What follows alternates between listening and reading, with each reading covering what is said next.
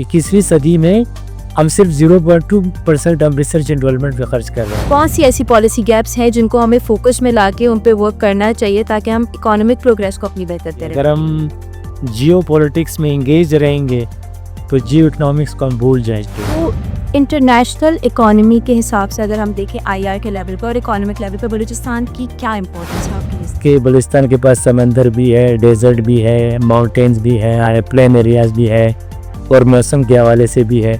गवादर का जो हम एयरपोर्ट की बात करते हैं या जो हमारे पास ये कोस्टल एरिया हमारा मौजूद है, सो ये एक तरह से सेंट्रल एशिया के लिए हमारा एक पाथवे बन रहा है। तो ये सारी वो चीज़ें हैं जो ग्रेट पावर कंपटीशन में इस वक्त जंग जारी है यूएस और चाइना के दरमियान। इंटरनेशनल मार्केट की जैसे अभी आपने बात की, तो आपको लगता है कि जो हमारा ये इकोनॉमी सिस्टम है हमारे लोकल लोगों को भी सपोर्ट कर रहा है अभी तक या नहीं? मेरे ख्याल में ये एलीट कैप्चर्ड इकानमी है। बदकिस्मती के साथ कहना पड़ता है ये जितने भी पॉलिसीज़ बन रहे हैं ये एक स्पेसिफिक क्लास को उनकी मफाद को सर्व कर रहे हैं। हमारा जो एजुकेशन सिस्टम है उसका बहुत बड़ा हाथ है इस पे, शायद वो बहुत आउटडेटेड अभी तक चल रहे हैं। रिसर्च कहाँ अभी आके यूनिवर्सिटी ऑफ बलूचिस्तान के टीचर्स को सैलरी नहीं मिल रही है। हम ये कह सकते हैं कि हमारे पास जो है वो पॉलिसी गैप्स इस तरह के पाए गए हैं कि हम उनको काउंटर नहीं कर पा रहे। खासकर हमारी सोसाइटी में जो सबसे बड़ा अलमिया जो मैं देख रहा हूँ, हम प्रोएक्टिव की बजाय रिएक्टिव बहुत होते हैं।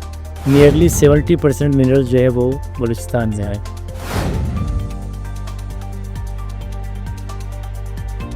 अस्सलाम वालेकुम ख़वातीन व हज़रात, उम्मीद करती हूँ आप सब खैरियत से होंगे। मैं हूँ आपकी होस्ट फातिमा दहकान। आज के गेस्ट हमारे साथ मौजूद हैं डॉक्टर दोस्त मोहम्मद बड़ेज, जो कि department of international relations university of Balochistan के लेक्चरर हैं and he is also a former research associate in institution of strategic studies Islamabad. अस्सलाम वालेकुम सर, कैसे हैं आप? वालेकुम सलाम, thank you so much for inviting me. Thank you so much for coming sir, आपने अपने रिसर्च टाइम दिया हमें। सर आपसे सवाल मेरा ये है कि एज आप आया के टीचर हैं, डिपार्टमेंट हुई आया डिपार्टमेंट के टीचर हैं, सो क्या चीज़ आपकी चाइल्डहुड में ऐसी थी जिसने आपको स्पार्क दिया कि आपने ये फील्ड चूज कर दी? असल में जिस तरह मौजूदा हालात है, जिस तरह अब ईरान और इसराइल की जो जंग है, अगर हम देख ले तो एक कॉमन बंदा भी इस पे ज़्यादा बोलता है। तो ऐसे जो इंटरनल फैक्टर्स हैं जो बंदे को उस पर असरात पड़ जाते हैं, तो ज़ाहरी तौर पे फिर आपको इस तरफ प्रोफेशनलिज्म की तरफ लेके जाता है। तो ये कुछ ऐसे थे, ख़ासकर जो हमने देखा था 9/11 के बाद जो वाक़यात थे, तो उस वक़्त तो आईआर की स्कोप भी बहुत ज़्यादा बढ़ गई थी। तो इसमें मेरी इंटरेस्ट बहुत ज़्यादा डेवलप हुई। जिस तरह वार एंड टेरर स्टार्ट हुआ था पाकिस्तान में, फॉरेन पॉलिसी हुई, या अफ़गानिस्तान में जिस तरह यूएस आया, उसके कैंपेक्स थे पाकिस्तान पे। तो इसी के साथ साथ जिस तरह बलूचिस्तान में हम हालात देख रहे हैं और करंटली जिस तरह मैंने पहले कहा था ईरान में क्या हो रहा है, तो ये कुछ ऐसे फैक्टर्स थे जिसने मुझे फोर्स किया कि आप ऐसी डिग्री की तरफ जाए ताकि बंदा जिसकी समहाउ कि वो उसमें प्रोफेशनलिज्म उसमें आ सकी। अच्छा सर, बलूचिस्तान की अगर हम बात करें तो बलूचिस्तान जोग्राफिकली हमारे पास एक बहुत ही इंपॉर्टेंस रखता है, मादनियात के लिहाज से, मिनरल्स के लिहाज से, रिसोर्सेज के लिहाज से। सो इंटरनेशनल इकोनॉमी के हिसाब से अगर हम देखें आईआर के लेवल पर और इकोनॉमिक लेवल पर बलूचिस्तान की क्या इंपॉर्टेंस है आपकी? असल में जब हम बलूचिस्तान की बात आती है, ज़ाहिर सी बात है पाकिस्तान का सबसे बड़ा सूबा एरिया वाइज 44% है, और हम जब कोस्टल एरियाज़ उसमें इंक्लूड करते हैं तो 53% पाकिस्तान के हिस्सा बन जाता है। तो उसके साथ साथ बलूचिस्तान के बारे में जिस तरह हम जानते हैं कि दुनिया के मेजर रीजन्स को कनेक्ट करते हैं, जिस तरह सेंट्रल एशिया हुआ, मिडल ईस्ट हुआ, या इंडो पैसिफिक रीजन हुआ, और इसी वजह से बलूचिस्तान एरिया वाइज फ्रांस से भी बड़ा है। तो नियर फ्यूचर में सिर्फ गवादर की वजह से 3 बिलियन लोग कनेक्ट हो सकते हैं। तो when it comes to Balochistan it means Pakistan. और ये टिम मार्शल जो अपने बुक ट्रेडिशनल्स ऑफ जियोग्राफी में यही कहते हैं कि there is no Pakistan without Balochistan, और असीम मुनीर साहब भी यही कहते हैं कि पाकिस्तान की डेस्टिनी जो है वो बलूचिस्तान है। तो अब करंटली भी हम देखते हैं ईरान के हवाले से भी बलूचिस्तान की इंपॉर्टेंस पर ज़्यादा पड़ रही है। तो बलूचिस्तान का जो जोग्राफिकली हम देखते हैं वो बाकी सूबों से बिल्कुल अलग है। इट मीन्स कि बलूचिस्तान के पास समंदर भी है, डेजर्ट भी है, माउंटेन्स भी है, प्लेन एरियाज़ भी है, और मौसम के हवाले से भी है। तो इसी वजह से बलूचिस्तान की अहमियत बहुत ज़्यादा बढ़ जाती है। और बलूचिस्तान को हमने सिर्फ अनफॉर्चुनेटली ये मुझे कहना पड़ता है कि हमने सिर्फ जियो पॉलिटिकली ज़्यादा यूज़ की है, और जो उनकी जियो इकोनॉमिक्स पोटेंशियल्स है वो उस तरह अभी तक एक्सप्लॉइट नहीं हुए। For example geoeconomic potentials میں جب ہم بات کرتے ہیں بلوچستان کی تو منرلز پہ تو بات زیادہ ہوتی ہے. پاکستان کی آفیشیل اسٹیٹمنٹ کے مطابق کہ $8 ٹریلین منرل جو ہے پاکستان میں، تو اس میں جو ہے نیئرلی 70% منرل جو ہے وہ بلوچستان میں ہے. اب کرنٹلی بھی ہم دیکھتے ہیں کاپر کی جو سب سے لارجسٹ تیسرا آلموسٹ جو کاپر کی پروڈکشن ہے وہ بلوچستان سے ہے. جس طرح سعودی عربیہ جس طرح مانا جاتا ہے کہ دنیا میں سب سے زیادہ آئل پروڈکشن سعودی عربیہ کی ہے، اس similarly Balochistan is Saudi Arabia in the context of copper. اب اس کے ساتھ ساتھ ریئر ارتھ کی ہم بات کرتے ہیں، لیتھیم کی ہم بات کرتے ہیں، تو یہ ساری وہ چیزیں ہیں جو گریٹ پاور کمپٹیشن میں اس وقت جنگ جاری ہے US اور چائنا کے درمیان. اور یہ زیادہ انٹرسٹنگ ہوگا بتانے میں کہ دنیا میں 96% ریئر ارتھ پروڈکشن جو ہے وہ چائنا کے پاس ہے، اور 78% جو ہے US جو ہے وہ چائنا کو ڈیپینڈنٹ ہے. اب چائنا جو ہے وہ ایکسپورٹنگ بند کر رہا ہے ریئر ارتھ کی اور منرلز کی، کیونکہ یہ سائنس ٹیکنالوجی اور ویپنز میں زیادہ یوز ہو رہے ہیں. تو اسی لیے US جو ہے اس کو ڈائیورسیفائی کرنے کی کوشش کر رہا ہے. اور یہ 2 دن پہلے جو لنچ بھی ہوا تھا منیر صاحب کو، اس میں سب سے بڑی ہاٹ ڈیبیٹ ایران پہ تھی اور منرلز پہ تھی. تو منرلز کے حوالے سے تو بات ہوتی ہے. اب منرلز میں یہ بھی دیکھنا ہوگا کہ عام لوگوں کو کتنا فائدہ پہنچ سکتا ہے، کیونکہ بلوچستان کی جو پاورٹی ہے نیئرلی 70% لوگ غربت کے لکیر کے نیچے رہ رہے ہیں. کیا وہ منرلز وہ جو عام لوگوں کو کتنا فائدہ دے سکتا ہے، یہ بہت بڑا سوال ہے جسے ہمیں ایڈریس کرنے کی ضرورت ہے. سیکنڈلی جب ہم بات کرتے ہیں فروٹس کی، ایگریکلچر سیکٹر کی، بلوچستان اس کا the fruit basket of Pakistan. Nearly 80% of کی جو خوبانی، انار، سیب اور اس کے ساتھ ساتھ بادام، یہ سارے بلوچستان میں ہوتے ہیں. اب سوال یہ چیری آج کل سیزن چل رہا ہے، اور چائنا جو ہے چیری امپورٹ کرتے ہے چلی سے، لیٹن امریکہ سے.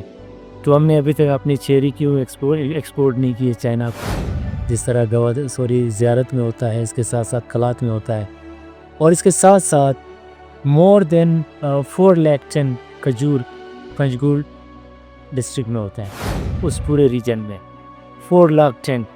اب یہ اتنا 4 لاکھ ٹن جو کھجور ہوتا ہے، یہ ہم نے کتنا ایکسپورٹ کیا ہے؟ یہ بہت سارے انڈیجنس سورسز کے مطابق کہ یہاں سے وہ ایران کو ہم ایکسپورٹ کرتے، ایران اس کو ریفائن کر کے وہ انٹرنیشنل مارکیٹ میں بیچتا ہے. اب آواران کو کہتے ہیں کہ اونین کیپٹل آف پاکستان، سب سے زیادہ پیاز جو ہے وہ آواران میں ہوتا ہے. تو یہ ایگریکلچر سیکٹر کا بڑا سکوپ ہے بلوچستان میں. اور موسٹ امپورٹنٹلی مجھے یہ بہت بڑا انٹرسٹنگ ہے بتانے میں کہ 12 ملین ایکڑ زمین بلوچستان میں انکلٹیویٹڈ ہے، اس پہ کوئی فصل نہیں ہو رہا. 12 ملین تو میرے خیال میں دنیا کے 20 سے 30 ممالک سے زیادہ ایریا ہے بلوچستان میں جس پہ ابھی تک فصل نہیں ہو رہا. اور یہ SIFC کے ذریعے جو ایگریکلچر سیکٹر ہے اس کو کیسے ہم پروموٹ کر سکتے ہیں، منرلز کے ساتھ ساتھ ایگریکلچر سیکٹر کو پھر ہم کیسے پروموٹ کر سکتے ہیں. اور سب سے اہم چیز جو یہاں پہ میں بتانا چاہتا ہوں، شیرانی سے لے کے یہاں خانوزی تک، یہ اس ریجن میں سب سے بہترین زمین ہے پستہ کی کلٹیویشن کے لیے، ڈرائی فروٹ کی کلٹیویشن کے لیے. لیکن بدقسمتی کے ساتھ ایک بھی درخت نہیں ہے اس ریجن میں. تو یہ ایسے ایریاز ہے جس پہ ہمیں کام کرنا چاہیے. اور پھر لائف سٹاک سیکٹر آ جاتا ہے جیو اکنامکلی، اور یہ جو ریجن ہے یہ سینچری سے لائف سٹاک سیکٹر پہ ڈیپینڈنٹ ہے. 50% یہاں پہ جتنے بھی آپ کے شیپس ہوئے یا کیملز ہوئے یا گوٹس ہوئے وہ یہاں پہ ہی پروڈکشن یہاں پہ ہوتی ہے. تو پوری دنیا میں حلال خوراک کے لیے ہم کس طرح لائف سٹاک سیکٹر کو ہم پروموٹ کر سکتے ہیں. پھر میرے خیال میں بلو اکانومی پہ بھی اس پہ بہت زیادہ انٹرسٹنگ ڈیبیٹ ہے، اس پہ ہم کر سکتے ہیں کہ 750 کلومیٹر ایریا ہے بلوچستان کا، اور اس میں آپ کی جو منگروز ہے، دنیا کی 4th لارجسٹ منگروز پروڈکشن جو ہے وہ کوسٹل ایریا میں وہ بلوچستان میں ہوتی ہے، اس کو بھی ہم ایکسپلائٹ کر سکتے ہیں. اس کے ساتھ ساتھ آپ کی فشری سیکٹر ہوا جس کی ابھی پروڈکشن 500 ملین ہے، یہ $100 بلین تک پہنچ سکتا ہے. موسٹ امپورٹنٹلی جب ہم دیکھتے ہیں آپ کے بہترین جو کوسٹل ایریاز پہ جو آپ کے سی بیچز ہے اس کو ہم کیسے کیپٹلائز کر سکتے ہیں ٹورزم کے لیے. اور جس طرح ہمیں یہ بھی دیکھنا ہوگا کہ 2018 میں ٹورزم میں نیئرلی $9 ٹریلین کنٹریبیوٹ کیا ہے دنیا کو، ورلڈ GDP کو. ٹورزم مینس کہ آپ کی ہوٹلنگ بھی اس میں آ جاتی ہے، لوگوں کا یہاں پہ آنا ہوتا ہے، یہاں پہ پرچیزنگ ہوتی ہے. تو یہ وہ جیو اکانومک پوٹینشلز ہے جس پہ ابھی تک کام نہیں ہوا ہے. ابھی ٹورزم کے حوالے سے جب ہم بات کرتے ہیں بلوچستان میں بھی ٹورزم کی بہت بڑی پوٹینشلز ہے. فار ایگزامپل کوسٹل ٹورزم کو ہم کیسے پروموٹ کر سکتے ہیں, کوسٹل ایریاز کو. وائلڈ ٹورزم جس طرح زیارت ہوا, سب سے بہترین بلوچستان ہے میرا خیال میں. اور جو کولڈسٹ ریجن ہے وہ زیارت ہے. وہاں پہ دنیا کی 6,000 سے 7,000 سال پرانی درخت ہے وہاں پہ. جونیپر کی سب سے بڑی یہ جو جنگل ہے اس اور جو ساؤتھ ایشیا میں وہ آپ کی زیارت میں. اس کے ساتھ ساتھ جو انگول نیشنل پارک ہے پاکستان کا سب سے بڑا نیشنل پارک ہے. اور ریلوے ٹورزم کو ہم کیسے پروموٹ کر سکتے ہیں, جو ریلوے کا نظام ہے خاص کر بولان میں. اس کے ساتھ ساتھ آپ کی جو نوشکی کی طرف اس طرح ڈیزرٹ میں یہ ریلوے کیسی جاتا ہے. سر آپ نے جس طرح اب یہ ساری ہائی لائٹ کی کہ بلوچستان میں ہمارے پاس بہت ساری چیزیں ہیں جن کو یوٹیلائز کر کے ہم اپنی اکانومی پلانٹ کو بہتر بنا سکتے ہیں, تو آپ کو کیا لگتا ہے کہ جو اب بھی ہمارا کرنٹ اکانومی جو سیٹ اپ لگا ہوا ہے وہ کیا بلوچستان کو اس حد تک پروموٹ کر رہا ہے, یا اس میں کیا چینجز آنی چاہیے تاکہ وہ بلوچستان کی کنٹریبیوشن اس میں زیادہ ہو سکے؟ وہ تو میں نے جس طرح پہلے بتایا تھا نا, اگر میں ایگریکلچر کی بات کروں, ایگریکلچر جو سب سے زیادہ افیکٹڈ ہے کلائمیٹ چینج کی وجہ سے وہ ایگریکلچر ہے. لیکن اس پہ اس طرح خاطر خواہ کام میرے خیال میں نہیں ہوا ہے. اس کے ساتھ ساتھ ہم نے سبسڈیز دینے ہوتے فارمرز کو, کیا ہم نے کتنے سبسڈیز دی ہے. اور یہ جو آج کل جو یہ شمسی جس طرح آیا ہے, ٹیوب ویلز بن رہے ہیں, اس کی وجہ سے بھی واٹر ڈپلیشن جو بہت تیزی سے نیچے جا رہا ہے. تو اس کو بھی ہم نے بہت باریک بینی سے دیکھنا ہوگا کہ یہ جو جتنی بے دردی سے پانی یوز ہو رہا ہے, کیونکہ پہلے گورنمنٹ وہ الیکٹریسٹی نہیں دے سکتا تھا, اب ہر کوئی جو ہے اپنے وہ شمسی لگا رہے ہیں. تو شمسی کی وجہ سے واٹر ڈپلیشن بھی بہت زیادہ تیزی سے بڑھ رہا ہے. اور موسٹ امپورٹنٹلی ہمیں یہ دیکھنا ہوگا کہ ہماری جو جتنی بھی جو میں نے پہلے بات کی تھی, ہماری جو ایکسپورٹ ہے, پروڈکشن ہے, وہ انٹرنیشنل مارکیٹ میں کتنی کہاں تک پہنچ چکی ہے. ہمارا کھجور ہے, میں نے کہا تھا وہ ایران کے ذریعے باہر جاتی ہے. چیری میں نے اگزامپل دیا تھا, چائنا چلی سے امپورٹ کرتا ہے. تو یہ ایسے ایریاز ہے جس پہ ہمیں ایکسپورٹ کی طرف جانا پڑے گا. پاکستان کی تاکہ ہماری اکانومی بہتر. پاکستان کی ٹوٹل ایکسپورٹ اس وقت صرف $29 بلین ہے, اور ہماری امپورٹ جو ہے وہ $81 بلین ہے. تو ہم صرف کنزیوم کر رہے ہیں, اپنی پروڈکشن جو ہے وہ انٹرنیشنل مارکیٹ تک نہیں پہنچا رہے. انٹرنیشنل مارکیٹ کی جس طرح ابھی آپ نے بات کی, تو آپ کو لگتا ہے کہ جو ہمارا یہ اکانومی سسٹم ہے ہمارے لوکل لوگوں کو بھی سپورٹ کر رہا ہے ابھی تک یا نہیں؟ میرے خیال میں یہ ایلیٹ کیپچرڈ اکانومی ہے. بدقسمتی کے ساتھ کہنا پڑتا ہے, یہ جتنے بھی پالیسیز بن رہے ہیں یہ ایک اسپیسیفک کلاس کو, ان کی مفاد کو سرو کر رہے ہیں, ان کو زیادہ سمجھ. جی یہ اگر یہ گراس روٹ لیول تک جائے, جس طرح میں نے ایگزامپلس دیے, پوٹینشلز بہت ہیں, لیکن وہ اگر گراس روٹ لیول تک جائے گا. ابھی کرنٹلی ہم نے جو ایران کی کرائسس ہم دیکھ رہے ہیں, ان کی بارڈر جی کلوز ہوا ہے, بند ہوا ہے, اس سے آپ کی فارمل انفارمل اکانومی سے $3 بلین لاس پہنچ رہے ہیں. ابھی فار ایگزامپل یہ جو ساؤتھ ویسٹ بلوچستان ہے, یہ 80% میرے خیال میں یہ ایران کے آئٹمس پہ ڈپینڈنٹ تھے. خوراک بھی وہاں سے آتی تھی, بجلی بھی وہاں سے, اور فیوب بھی وہاں سے. اب یہ بند ہوگا تو آپ کا کیا خیال ہے کہ آپ پنجاب سے وہاں سے ان کے لیے سپلائی ہو سکتی ہے فوڈ کی, کیونکہ پنجاب سے فوڈ بہت مہنگا ہے ایز کمپیئر ٹو ایران. تو اب یہ جو جنگ جاری ہے ایران میں, اس کی کیا امپلیکیشنز ہوں گے, اکنامک امپلیکیشنز, کیونکہ ہم نے اس ریجن کو اس طرح ڈیولپ نہیں کیا ہے. اگر آپ بلوچستان سے افغانستان اور ایران کا بارڈر نکال دو, میرے خیال میں یہاں پہ لوگ بھوک سے مر جائیں گے. یہ کچھ ایسے سیریس کویسچنز ہیں, اسی لیے میں نے بتایا تھا کہ ایگریکلچر سیکٹر, اور آپ کے ساتھ ساتھ بلو اکانومی, ٹورزم سیکٹر, اور آپ کے اس کے ساتھ ساتھ ہم دیکھتے ہیں لائف سٹاک سیکٹر, اور موسٹ امپورٹنٹلی جو ہمارے یہاں بلوچستان میں جو ہم دیکھتے ہیں میرگڑ سیولائزیشن, اس کو ہم کیسے کیپٹلائز کر سکتے ہیں, اس کو کیسے ایکسپلور کر سکتے ہیں ٹورزم کے حوالے سے, آرکیالوجیکل سائٹس کے حوالے سے. اور اسی حوالے سے چائنا نے بھی گلوبل سیولائزیشن انیشیٹو اٹھایا ہے. وہ دنیا کو یہ باور دے رہے ہیں کہ ہمیں بہت بڑی سیولائزیشن ہے, اور وہ اس کو پروموٹ کر رہے ہیں. تو ہمارے لیے بھی بڑے اپرچونیٹیز ہے, لیکن بات پھر وہی آتی ہے, اگر ہم جیو پولیٹکس میں انگیج رہیں گے تو جیو اکنامکس کو ہم بھول جائیں گے. اور جیو پولیٹکس اور جیو اکنامکس یہ جو ہے ایک سکے کے دو رخ ہے. ایسا نہیں ہو سکتا کہ آپ صرف جیو پولیٹکس پہ ریلائی کرو گے. دنیا جو ہے وہ دونوں پہ ریلائی کرے, جیو پولیٹکس پہ بھی اور جیو اکنامکس پہ بھی. جس طرح آپ نے سر مینشن کیا کہ بلوچستان جغرافیکلی بہت بڑی امپورٹنس رکھتا ہے ہمارے پاس، جو ہمارا پورا اوور آل لینڈ ہے پاکستان کا، وہ کتنا پرسنٹ بلوچستان نے کور کیا ہے. سو اس میں جو ہمارے پاس گوادر کا جو ہم ایئرپورٹ کی بات کرتے ہیں، یا جو ہمارے پاس یہ کوسٹل ایریا ہمارا موجود ہے، سو یہ ایک طرح سے سینٹرل ایشیا کے لیے ہمارا ایک پاتھ وے بن رہا ہے. ٹھیک ہے، تو آپ کو کیا لگتا ہے کہ ہم جو اس کا پوٹینشیل ہے، یا اس جو اسٹریٹجی ہماری بلڈ ہوئی ہے گوادر پورٹ کے ذریعے، کیا ہم اس کی پوٹینشیل کو پراپرلی یوز کر پا رہے ہیں اپنی طرف آئیڈیاز لے کر آنے کے لیے، انویسٹرز لے کر آنے کے لیے، یا اکانومک کنڈیشن کو بلوچستان کی بہتر پڑنے کی؟ ابھی ہمیں یہ دیکھنا ہوگا کہ سی کے کا 10 سال پورا ہو گیا، ابھی آلموسٹ 11 سال بھی پورے ہو گئے. Over a decade under CPEC میں بات کرنا چاہتا ہوں.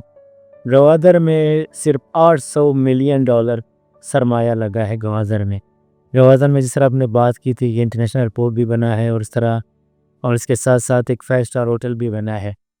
لیکن سوال پھر وہی آتا ہے کہ وہاں پہ انڈیجنس لوگوں کے جو گریوینسز ہے کیا وہ ایڈریس ہوئے؟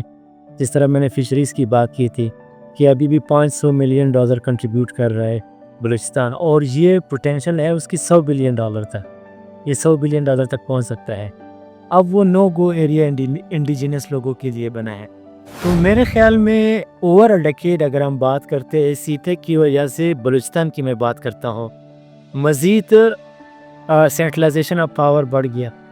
پاور کو ڈی سینٹرلائز ہونا تھا، وہ سینٹرلائزڈ اتھارٹیرینزم کی طرف ہم جا رہے ہیں. سیکنڈلی، لوگوں کی ریزنٹمنٹ مزید بڑھ گئی ہے کہ یہاں پہ تو گراؤنڈ ریئلٹیز میں اس طرح نہیں ہے جس طرح بتایا جاتا ہے. اگر میں کہوں کہ پورے پاکستان میں موٹر ویز بنے ہیں، بلوچستان میں ابھی تک موٹر وے نہیں ہے. سالانہ جو ہے 6000 لوگ صرف ٹریفک حادثات میں مرتے ہیں. اب اس سال کی رپورٹ ہے کہ بلوچستان میں 34,000 لوگ ٹریفک حادثات میں مرے. Huge number. ابھی 34,000 لوگ 1,20,00,000 آبادی میں، یہ اس سال کی رپورٹ ہے. پریویسلی جتنے بھی تھے وہ 6,000 کہتے تھے. اب پورے بلوچستان میں آپ کو موٹر وے دکھائی نہیں دیتا. تو ہم یہ کیسے کہہ سکتے ہیں کہ یہ ریجنل کنیکٹیویٹی کی طرف ہم یہ جائیں گے؟ اور اس کے ساتھ ساتھ اکانومک اپلفٹ اس طرح نہیں ہوئی ہے لوگوں کی. اب فار ایگزامپل اگر میں بات کروں، 30,000 لوگ جو ہے پاکستانی چائنا پہ اسکالرشپ پہ گئے ہوئے. اس میں according to the governor of Balochistan 200 students بھی بلوچستان سے نہیں ہے جو چائنا میں پڑھتے ہوں گے. تو اس کے ساتھ ساتھ جو میں نے کہا تھا کہ یہ ریزنمنٹ مزید بڑھ رہی ہے، اور سی پیک میں 1% تک انویسٹمنٹ صرف بلوچستان میں ہوا ہے. جس طرح میں نے پہلے کہا تھا، بلوچستان آلموسٹ آف پاکستان، اور بلوچستان میرے خیال میں پاکستان کا نروس سسٹم ہے. اور یہ جتنا سرمایہ باقی صوبوں میں ہو رہا ہے، اس سے زیادہ سرمایہ بلوچستان میں ہونا چاہیے تھا، کیونکہ ان کی پوٹینشل جیو پولیٹیکلی اور جیو اکنامکلی زیادہ ہے. اور موسٹ امپورٹنٹلی پاورٹی ایلیویشن کے حوالے سے بلوچستان میں صرف 16 لاکھ فیملیز ہیں، اور اس میں 1,20,00,000 آبادی ہے. تو پاورٹی ایلیویشن کے حوالے سے بھی بلوچستان سب سے زیادہ افیکٹو ہے کہ یہاں پہ اگر آپ تھوڑے انویسٹمنٹ بھی کرو گے تو غربت بہت زیادہ کم ہو جائیں گے. اچھا، آپ نے اس طرح مینشن کیا کہ ہمیں اپنے اگر اکانومی کو بہتر کرنا ہے، یا اگر اپنی اوور آل چیزوں کو بھی بہتر کرنا ہے، so we have to focus more on trades, کہ ہم برادر زیادہ امپورٹ کریں، ہم ایکسپورٹس کی طرف بھی فوکس کرنا چاہیے. تو آپ کے نزدیک کون سی ایسی گلوبل ٹریڈ اسٹریٹجیز ہیں یا چیزیں جو کہ بلوچستان میں امپلیمنٹ ہمیں کرنی چاہیے تاکہ ہماری اکانومی بہتر مزید؟ دیکھو، ہم تو یہ دعویٰ تو کرتے ہیں کہ ہمارے تعلقات چائنا سے ہائیر دین ہمالیہ، سویٹر دین آنی، ڈیپر دین اوشین، لیکن جو چائنیز فارم پالیسی اس کو ہم نے امپلیمنٹ نہیں کیا. سب سے پہلے میں یہ کہنا چاہتا ہوں کہ چائنا کے 14 نیبرنگ کنٹریز ہیں، دنیا کا واحد ملک ہے جن کے 14 ممالک ہیں، ہمسائے ممالک ہیں. لیکن بائی اینڈ لارج چائنا نے سب کے ساتھ اپنے تعلقات بہتر کیے، کیونکہ چائنا کو پتہ ہے اگر میرے تعلقات بہتر نہیں ہوں گے تو میں تجارت نہیں کر سکتا. تو میرے خیال میں پاکستان کو بھی سب سے پہلے اپنے تعلقات بہتر بنانے ہوں گے اپنے نیبرنگ کنٹریز کے ساتھ. گزشتہ 3 سالوں میں پاکستان صرف چائنا کے ساتھ نہیں لڑا ہے، باقی سب کے ساتھ ان کی اسکرمشز لڑائی بھی ہے، انڈیا، افغانستان اور ایران. اب ایسے حالات میں آپ کیسے ریجنل کنیکٹیویٹی کی طرف جاؤں گے؟ پھر اس کے ساتھ ساتھ میں چائنا کی ڈیٹیل میں تو نہیں جاؤں گا، لیکن ان کے کچھ بڑے ایگزامپلز ہیں ہمارے سامنے. پھر چائنا نے اسپیشل اکنامک زونز کیسے بنائے. شنزیانگ چائنا کی پروونس ہے، صرف ایک پروونس کی جو جی ڈی پی کنٹریبیوشن ہے وہ $500 بلین ہے، اور پاکستان کی ٹوٹل جی ڈی پی جو $360 بلین ہے. تو وہ ڈنگ جیاپنگ نے 1980s میں سب سے پہلے جو اسپیشل اکنامک زونز بنایا تھا وہ کہاں پہ بنایا تھا؟ وہ شنزیانگ میں بنایا تھا. تو آپ اسپیشل اکنامک زونس کی طرف جانا پڑے گا، آپ کو انڈسٹریلائزیشن کی طرف جانا پڑے گا۔ ایڈم اسمتھ کے مطابق جس طرح ہم پڑھتے ہیں کہ آپ کبھی بھی ایک صوبہ مطلب ایک اسٹرانگ ملٹری آپ کی نہیں ہو سکتی جب تک آپ ایک انڈسٹریلائزیشن کی طرف نہیں جاؤ۔ آج بھی ہماری ایگریکلچر بیسڈ اکانومی ہے، اب تو 21ویں صدی میں ایگریکلچر بیسڈ ٹیکنالوجی اور انڈسٹری ابھی تک سمجھ سائنس اینڈ ٹیکنالوجی کی طرف آپ کو جانا پڑے گا، نالج اکانومی کی طرف جانا پڑے گا۔ اب سنگاپور کی ٹوٹل آبادی جو ہے وہ 50 لاکھ ہے، اور ایریا وائز اتنا بڑا نہیں ہے جتنا آپ پنڈی اور اسلام آباد کو ملا کے، لیکن سنگاپور کی اینول ایکسپورٹ جو ہے وہ $350 بلین ہے، اور پاکستان کی ٹوٹل ایکسپورٹ جو ہے وہ $29 بلین ہے۔ تو کیا وجہ ہے؟ کیونکہ وہ نالج اکانومی کی طرف جاتے ہیں، وہ صرف جیو پولیٹکس کی طرف نہیں جاتے، آپ نے جیو اکنامکس کی طرف جانا ہوگا، لٹریسی ریٹ آپ نے امپروو کرنا ہوگا۔ آپ کی جو انڈیجنس چائنا کا سب سے بڑا اگزامپل یہ بھی ہے کہ جہاں پہ جو پوٹینشیل ہوتا ہے وہ اسی کو ایکسپلائٹ کرتا ہے۔ اگر ایگریکلچر پوٹینشیل ہے وہ اسی کو ایکسپلائٹ کرے گا، لائف سٹاک کی ہوگی وہ اسی کو ایکسپلائٹ کرے گا، منرلز کی ہوگی تو اسی کو ایکسپلائٹ کرے گا۔ ہمارے پاس تو پوٹینشیل سارے ہیں، لیکن اب سوال پھر وہی پیدا ہو رہا ہے کہ آپ نے ریسرچ اینڈ ڈیولپمنٹ پہ کتنا کام کیا ہے۔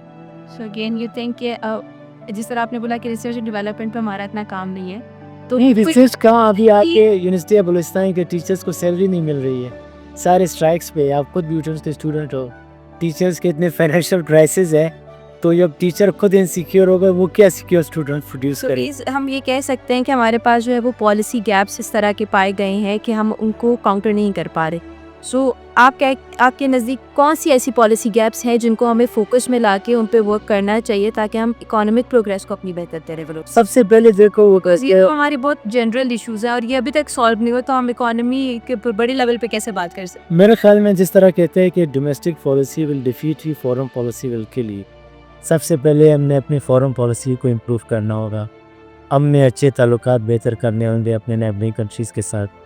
جب تک نیبرنگ کنٹریز کے ساتھ تعلقات بہتر نہیں ہوں گے ہمارے تعلقات، ہم کبھی بھی اکانومک کنیکٹیوٹی کی طرف نہیں جائیں گے اور ہماری گروتھ کبھی بھی نہیں بڑھ سکتی۔ اس کے ساتھ ساتھ پھر ہماری جو پولیٹیکل انسٹیبلٹی ہوتی ہے اس کو بھی ہم نے امپروو کرنا ہوگا۔ آپ کے 75 سالوں میں 18 وزیر اعظم میں سے کسی نے 5 سال برے نہیں کیے، تو ایسے حالات میں جو باہر کا انویسٹر ہے وہ کیوں یہاں پہ آئے؟ آپ کی جو خود رولنگ ایلیٹ ہے اس نے 2023 میں $11 بلین کا سرمایہ جو تھا وہ دبئی میں لگایا، ریل اسٹیٹ میں۔ تو آپ کی خود جو رولنگ ایلیٹ ہے وہ یہاں پہ سرمایہ نہیں لگا رہے، وہ باہر لگا رہے، تو آپ باہر کے لوگوں کو کیسے کنونس کرو گے کہ آپ یہاں پہ سرمایہ لگا؟ پھر آج بھی ہماری، اگر میں سندھ کی بات کروں، 75% زمین آج بھی لینڈ لارڈ کے پاس ہے۔ فیوڈلزم آج بھی اتنی اسٹرانگ ہے سندھ میں، اور باقی صوبوں میں بھی ہم دیکھ سکتے ہیں۔ تو آپ ایگریکلچر بیسڈ اکانومی ہو 21ویں صدی میں بھی آپ کو انڈسٹریلائزیشن کی طرف جانا ہوگا۔ یہ جو منرلز کی باتیں ہوتی ہے، $8 ٹریلین کا جو منرلز ہے اس کو ہم کیسے ایکسپلور کر سکتے ہیں اور کیسے فائدہ اٹھا سکتے ہیں۔ اس کے ساتھ ساتھ جس طرح میں نے کہا تھا، نالج اکانومی کی طرف ہمیں جانا پڑے گا، سائنس ٹیکنالوجی کی طرف جانا پڑے گا، وومین امپاورمنٹ کی طرف ہمیں جانا پڑے گا۔ پورے پاکستان میں صرف 23% وومین امپاورمنٹ ہے، اور بلوچستان میں تو صرف 5% ہے۔ تو ہم نے پروڈکشن کی طرف جانا ہو، جو بھی چیز میں پروڈکشن دو گے اسی میں ہی آپ کی ویلیو بڑھی۔ آج جو چائنا اس پوزیشن پہ وہ کیوں؟ کیونکہ ان کی پروڈکشن بہت زیادہ ہے، آج بھی وہ دنیا کو آلموسٹ 30% پروڈکشن دے رہے ہیں، اسی لیے وہ رائز کر رہے ہیں۔ جب تک ہماری پروڈکشن نہیں ہوگی، چاہے وہ اسکول میں ہو، چاہے وہ فیکٹری میں ہو، چاہے وہ جس بھی لیول پہ ہو، ہم کبھی بھی آگے نہیں جا سکتے۔ ہم تو ابھی تک صرف کنزیومر ہیں، کنزیوم کرتے۔ اچھا، ایک چیز یہ بھی ہے کہ اکثر ہم یہ بات کہتے ہیں کہ آپ کی چینج جو آتا ہے وہ اس طرح سے آتا ہے کہ you can not change the whole system, right? تو اگر ایک انڈیویژول، اگر میں اپنی بات کروں ایز اے اسٹوڈنٹ، آپ مجھے کیا مشورہ دینا چاہیں گے، یا وہ اسٹوڈنٹ جو کہ دیکھ رہے ہیں ان کو آپ کیا مشورہ دینا چاہیں گے کہ as a student, as an individual, وہ بلوچستان کی اکانومی میں اگر اپنا کوئی پارٹ پلے کرنا چاہ رہے تو وہ کیا اسٹیپ لے، وہ کیا اسٹیپ؟ سر، یہ جو آپ کا سوال ہے یہ تو ہمیں ایڈم اسمتھ کی کنٹیکسٹ میں دیکھنا پڑے گا۔ وہ یہ کہتے ہیں کہ انویزیبل ہینڈ کی بات کرتا ہے اکثر۔ انویزیبل ہینڈ یہ ہے کہ بقول ایڈم اسمتھ کی کہ انسان جو وہ سیلف سینٹرڈ ہوتا ہے، وہ اپنے انٹرسٹ کو زیادہ بڑھاتا ہے، تو ہر کوئی جو وہ بائی اینڈ لارج خود غرضی ہوتا ہے۔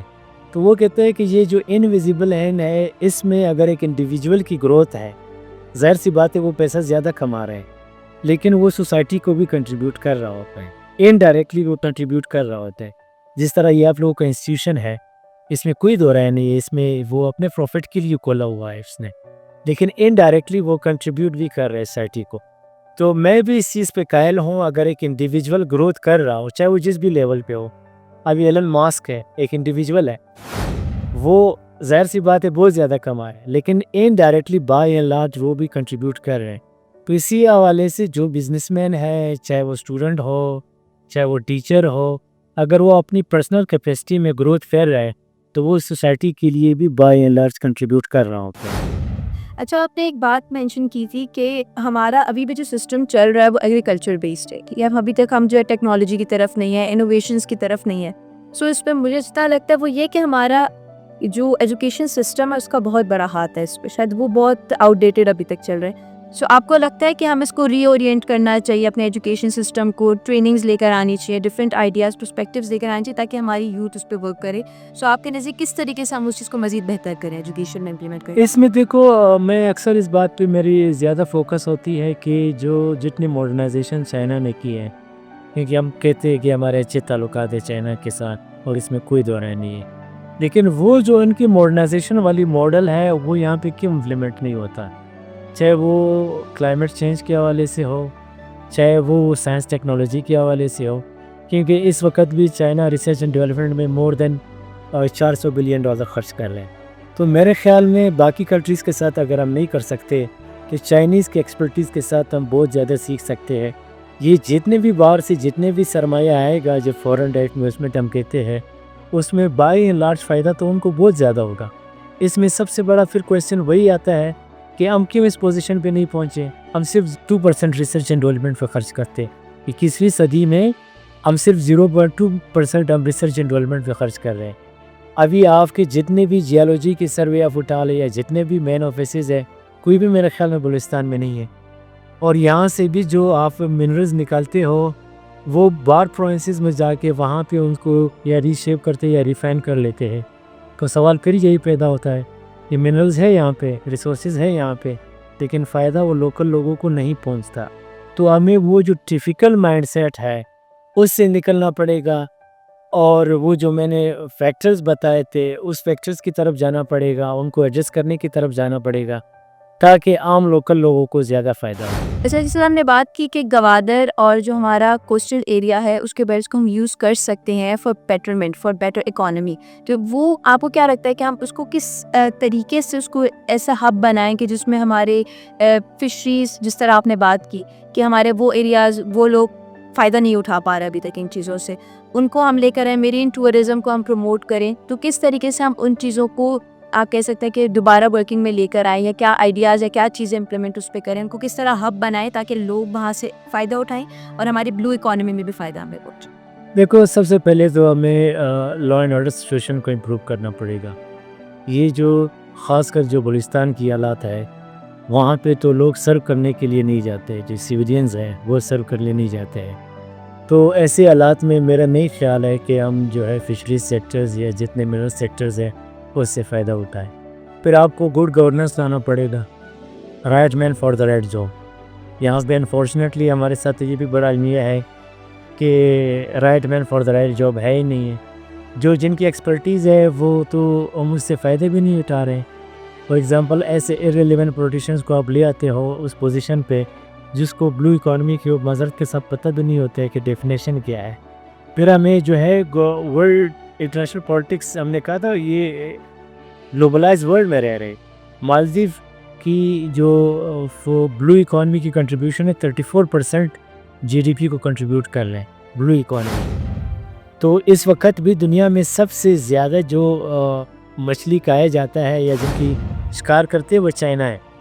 ٹھیک ہے، تو آپ پھر کہتے ہیں ہمارے کے ساتھ اچھے تعلقات ہیں. تو اس ماڈلز کو، مالدیوز ماڈلز کو ہم کیسے امپلیمنٹ کر سکتے ہیں؟ اور موسٹ امپورٹنٹلی ہماری جو اپنے لوگ ہیں، خاص کر جو بلوچستان کے مور دین 60% لوگ جو ہے وہ کوسٹل ایریاز کو اس پار آباد ہیں. 60 مینز وہ 60 سے 70% اس پہ ڈیپینڈنٹ ہیں. لیکن اس کو ہم نے کتنا اپ گریڈ کیا ہے یا اس کو کتنا ہم نے اپڈیٹ کیا ہے فشریز کی سگنیفیکنس کے حوالے سے، یا اس کو ہم نے کتنا ریسرچ اینڈ ڈیولپمنٹ کے حوالے سے، یا ان پہ کتنے ہم ڈپلوماز دیتے ہیں یا کورسز دیتے ہیں اس کے حوالے سے، اس کو مزید آگاہی کتنے دیتے ہیں؟ تو یہ کچھ ایسے جینون سوالات ہیں جس کو ہمیں ایڈریس کرنے کی ضرورت ہے۔ سر ایٹ دی اینڈ میں یہ پوچھنا چاہوں گی کہ ہم جب اپنی طرف سے وہ دیکھتے ہیں کہ ہمارے پاس کافی چیزوں میں ہم لیک کر رہے ہوتے، لیکن آپ کی طرف سے کوئی ایک ایسی سجیشن یا کوئی ایک ایسا اسٹیپ جو آپ گورنمنٹ کو یا پھر آپ جو ہماری سول سوسائٹیز ہیں ان کو دینا چاہیں گے کہ وہ بلوچستان کے پوٹینشیل کو بہتر کرنے کے لیے یا ہماری جو اکانومی ہے اس کو بہتر کرنے کے لیے وہ اپنے اینڈ سے کیا اسٹیپ لے سکتے؟ اصل میں اس کے لیے تو بہت سارے جوابات ہیں، لیکن جو میں کہنا چاہتا ہوں وہ یہ ہے جو میں نے پہلے بھی کہا تھا شاید، کہ geopolitics and geoeconomics, کیسے پولیٹکس اکانومی کو شیپ کرتے ہیں اور کیسے اکانومی پولیٹکس کو شیپ کرتا ہے۔ تو ہمیں سارے انڈے جو وہ جیو پولیٹکس میں نہیں رکھنا چاہیے، اور ہمیں تھوڑے کچھ اپنے انڈے جو وہ جیو اکانومی کے باسکٹ میں بھی رکھنے چاہیے۔ اگر ہم یہ سوچیں گے تو ہمارے سامنے بہت بڑے ایگزامپلز ہیں دنیا میں جو ہو رہے کرنٹلی، خاص کر یو ایس، چائنا اور انڈیا کی آپ دیکھ لیں۔ چائنا اور انڈیا کی جو بیلیٹرل ٹریڈ ہے 125 بلین ڈالر ہے۔ پاکستان کی بیلیٹرل ٹریڈ دونوں ممالک کی چائنا کے ساتھ جو صرف 16 بلین ڈالر ہے۔ تعلقات خراب بھی ہیں، دیکھیں اکانومی کی طرف بھی جا رہے ہیں۔ تو اگر ہم جیو اکنامکس کی طرف جاتے، اس کا سب سے بڑا ایگزامپل پاکستان کی اپنی نیشنل سیکیورٹی پالیسی ہے جو انہوں نے پیش کی تھی 2022 میں، اور from geopolitics to geoeconomics. پہلی بار پاکستان میں یہ ڈیبیٹ سٹارٹ ہوا تھا کہ from geopolitics to geoeconomics, لیکن اب سوال پھر یہ پیدا ہو رہا ہے کہ وہ national security policy of Pakistan کہاں پہ ہوا؟ کسی کو بھی پتہ نہیں ہے کہ وہ پالیسی جو پاکستان نے خود انویل کی تھی، دنیا کو دکھایا، اب وہ میرے خیال میں ہمیں خود پتہ نہیں کہ وہ کہاں پہ ہیں۔ تو geopolitics and geoeconomics, باقی تو بہت سارے جوابات ہیں میرے مائنڈ میں، لیکن آپ نے جس طرح کہا تھا کہ ایک ہی جواب ہو تو مجھے ہی میرے نزدیک ہے۔ تھینک یو سو مچ سر۔ اچھا، ہم بلوچستان کے کانٹیکسٹ پہ بات کریں، سارا کچھ کریں، لیکن ایک انسان کی اپنی انڈیویجول لائف میں بھی بہت سارا، ایک انسان کا اپنا بھی بہت پوٹینشیل ہوتا ہے۔ سو جیسے آپ ایک ٹیچر بھی ہیں، ایک ریسرچر بھی رہ چکے ہیں، تو انسان کی لائف میں بہت سارے کام ہوتے ہیں، ہزار چیزیں ہوتی ہیں، ہزار ڈیوٹیز ہوتی ہیں۔ آپ ایک طرف لیکچر دے رہے ہیں، ایک طرف ریسرچ کو دیکھ رہے ہیں، بہت سارے آئیڈیاز ڈائنامکس وہاں پہ دیکھ میں ہوتا ہے۔ سو ان سب کے بیچ میں جب آپ کو لگتا ہے کہ اب آپ برڈنائز ہو رہے ہیں اگین، کیونکہ ہماری یوتھ جو ہے، ہمارا مین فوکس ہے کہ ہم یوتھ کو آئیڈیاز دیں، یوتھ کی طرف جائیں۔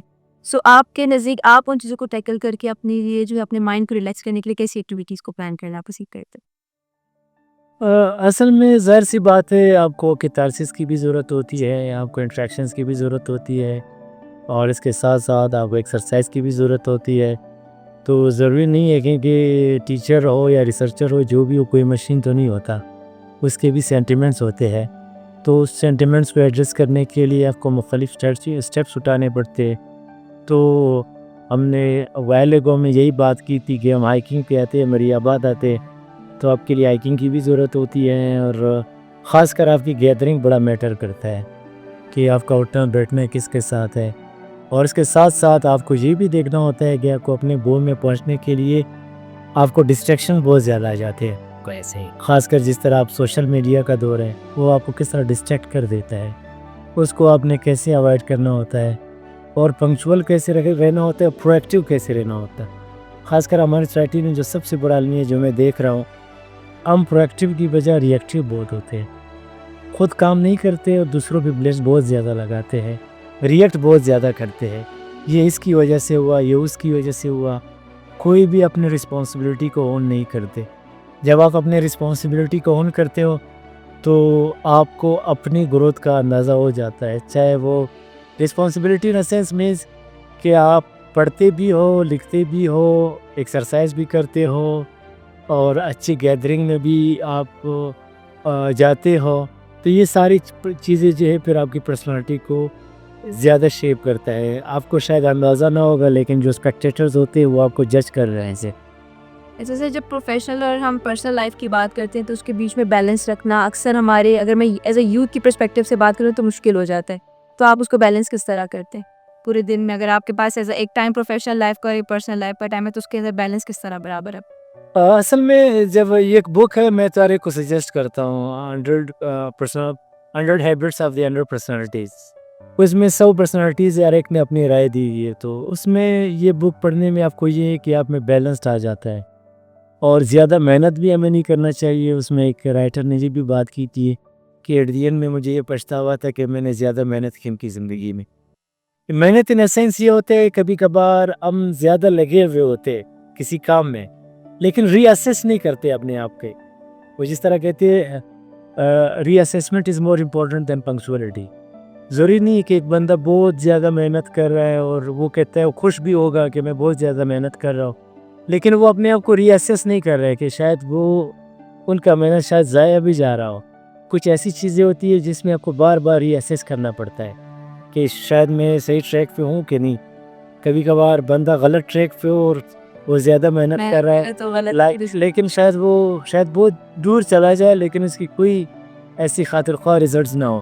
ایسے سر آپ چونکہ ایک ٹیچر بھی ہیں اور آپ نے اس میں بھی ٹیچنگ کی فیلڈ میں بھی کام کیا تو اسٹوڈنٹس کے لیے آپ کا کوئی ایک مشورہ کہ اگر وہ ایز اے ریسرچر کی فیلڈ میں یا ایز اے اسٹوڈنٹ کیا اسکلز ان کے لیے ریکوائرڈ ہیں for to make a better impact in the community. اگر وہ کمیونٹی اصل میں جو جتنے میں نے اسٹوڈنٹس دیکھے ظاہر سی بات ہے وہ اس کے پاس اکوپمنٹ کی اس طرح ہونے چاہیے تھے اس طرح وہ اکوپمنٹس ان کے پاس نہیں ہوتے. لیکن میں اکثر سجیسٹ کرتا ہوں کہ اکوپمنٹس نہ ہونے کا ہرگز یہ مطلب نہیں ہے کہ آپ لمیٹڈ ریسورسز سے کام نہ نکال تو آپ اپنے لمیٹڈ ریسورسز سے بھی آپ کام نکال سکتے ہو. باقی یہ جو بلیم گیم جو میں نے کہا تھا ریئیکٹیو اس ویشیس سائیکل سے بھی ہمیں نکلنا پڑے گا اور کچھ ایسی چیزیں ہیں کہ ہمیں آؤٹ آف دا باکس کرنا پڑتا ہے. ایسی ضروری نہیں ہے کہ جو ٹیچر نے مجھے بتایا یا کسی تھیوری نے مجھے بتایا یا کسی بک نے میں نے پڑھا تو وہ ہم کہہ ٹیکن فار گرانٹیڈ ہو بس یہ اس نے یہ بات کی ہے تو ایز اٹ از یہی ہوگا. تو میرے خیال میں اس طرح نہیں ہوتا ہے. تو جب ہم آؤٹ آف دا باکس سوچتے ہیں تو ہمارے لیے بہت بڑے اپرچونیٹیز بھی آ جاتے ہیں. تھینک یو سو مچ سر اس کے ساتھ آپ نے ہمیں اپنا ٹائم دیا. بہت فروٹفل ہماری ڈسکشن رہی. ہوپ کرتے ہیں امید کرتے ہیں کہ اس سے جو ہے اچھا رزلٹ سامنے. Thank you so much for the invitation. Thank you.